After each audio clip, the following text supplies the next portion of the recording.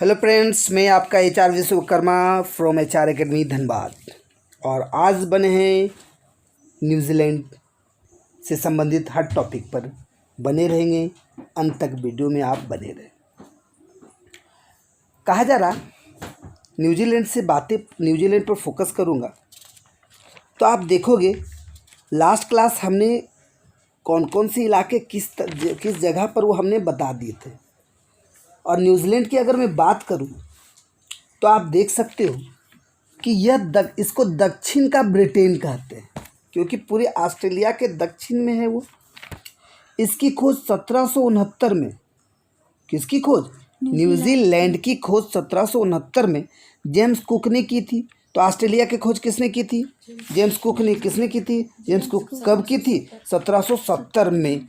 और आप देखोगे 1 साल पहले न्यूजीलैंड की खोज की जा चुकी थी। तो 1769 में न्यूजीलैंड की खोज जेम्स कुक ने की और 1 साल बाद 1770 में ऑस्ट्रेलिया की खोज जेम्स कुक ने की। तो याद रखने का काम करोगे, पहले न्यूजीलैंड में आए और उसके बाद कहा ऑस्ट्रेलिया में। और ऑस्ट्रेलिया में कहा वो भी सिडनी पोर्ट में। आप लोगों को बता दिया गया था क्योंकि पास में देखने को मिला। अच्छा, यहाँ 2 प्रमुख द्वीपों का देश है। मतलब न्यूजीलैंड क्या है? 2 प्रमुख द्वीपों का देश है। याद रखने का काम करेंगे। ऑस्ट्रेलिया से लगभग 2000 किलोमीटर की दूरी पर, मतलब आपको तो लगेगा कि सामने है, लेकिन ये भी 2000 किलोमीटर की दूरी पर देखने को मिलती है। दूरी पर दक्षिण पूर्व दिशा में स्थित है। इसके दोनों प्रमुख द्वीप कुक जल संधि, मतलब इसको जो 2 द्वीप देखने को मिलता है, एक हो गया उत्तरी द्वीप, एक हो गया दक्षिणी द्वीप। और ये दोनों द्वीप कुक जल संधि द्वारा एक दूसरे से अलग होती है। कुक जल संधि। न्यूजीलैंड एक पहाड़ी देश है। यहाँ का प्रमुख पर्वत दक्षिणी द्वीप में स्थित है। तो प्रमुख पर्वत कहाँ है? दक्षिणी द्वीप में स्थित है। ठीक है, जो दक्षिणी आल्प्स पर कहलाता है। तो दक्षिणी द्वीप को क्या कहा गया? दक्षिणी आल्प्स के नाम से जाना गया। इसकी सर्वोच्च चोटी माउंट कुक है।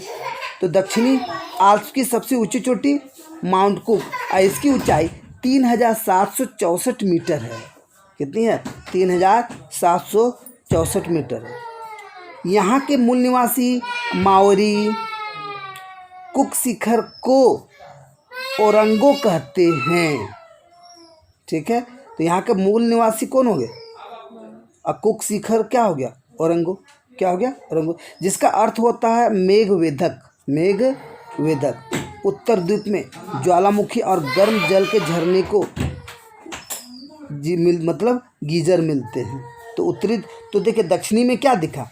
पर्वत दिखा, माउंट कुक दिखा। उत्तरी में क्या दिखा? ज्वालामुखी दिखे और गर्म जल के झरने, जिसको गीजर भी कहते हैं।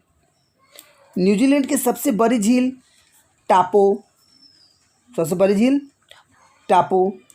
और सबसे बड़ी नदी वेकाटो है। क्या है? सबसे बड़ी नदी वेकाटो देखने को मिलती है। न्यूजीलैंड पर फोकस करेंगे। कीवी न्यूजीलैंड की राष्ट्रीय पक्षी है। तो याद रखोगे, कीवी किसकी राष्ट्रीय पक्षी है?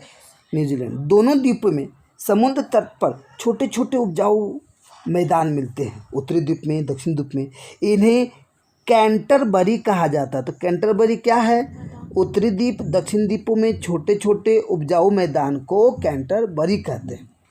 कैंटरबरी बेसिन गेहूं की कृषि के लिए प्रसिद्ध है।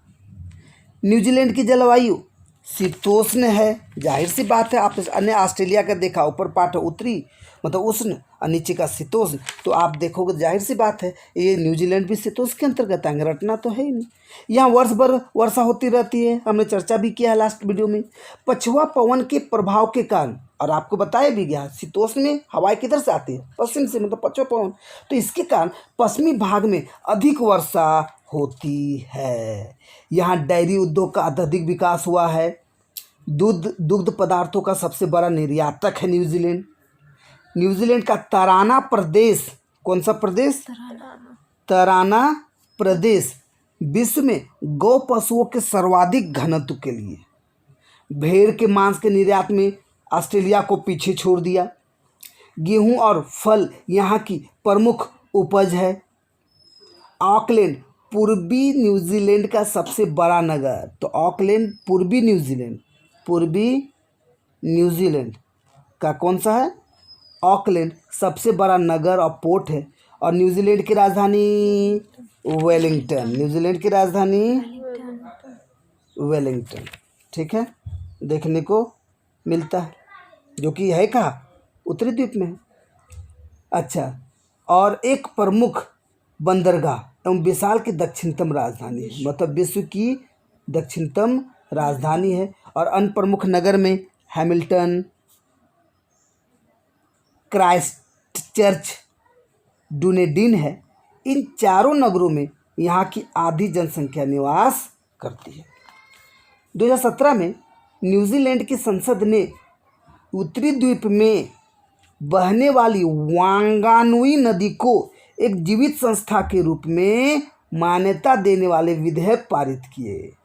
अगर ये जाना है आपने तो आप ये भी जानिए और हमें कमेंट कीजिए, बताइए कि भारत में हमारे किस किस नदी को जीवित घोषित किया गया। बताइए, आपको पता है या नहीं है, उन्हें भी पता चले। किसी नदी को जीवित संस्था का दर्जा देने वाला यह विश्व का प्रथम देश है। तो आप देखोगे ये न्यूजीलैंड हमारा टॉपिक कंप्लीट होता है। नेक्स्ट वीडियो में आप बने रहेंगे। धन्यवाद।